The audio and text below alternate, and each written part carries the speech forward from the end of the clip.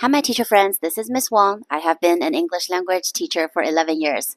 In this video, I want to share with you how to teach your beginner English language learners to start writing. Let's go ahead and get started. Okay, so when I teach writing, the very first thing that I teach is actually parts of speech. Now, I know there are 8 of them, but you don't have to teach all of them. You just need to teach 3 of them to start with. You need to teach nouns, verbs, and pronouns, and specifically subject pronouns. I, you, he, she, it, we, you, they, right? So you want to teach those things because whenever we write a sentence, this is how we start our sentence. We start either with a noun or with a pronoun. So that's why it's very important that we introduce these ideas to the students. You have to start a sentence with nouns or pronouns. So that's number 1. So there are a lot of different ways to help students practice parts of speech. Here, I'm going to give you a couple of examples. So when I introduced this idea, I actually started with nouns and verbs first, and I had students categorize the words, and then we talked about the answers together. And then I introduced them to pronouns as well. So this is how I could help them process and then differentiate different parts of speech.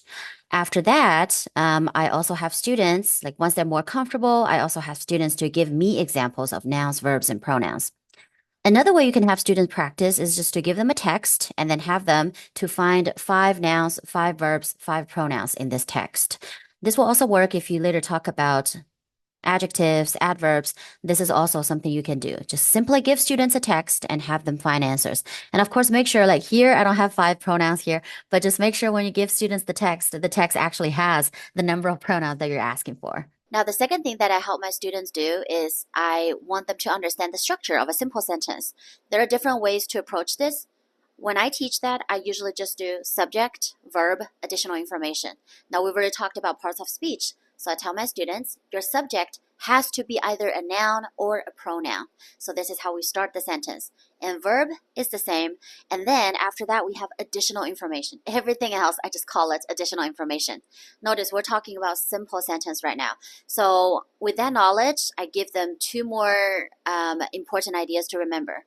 One thing is you must have subject and verb for a sentence, but you don't necessarily always have your additional information. Sentences like I lost. That's a complete sentence, but we don't have additional information.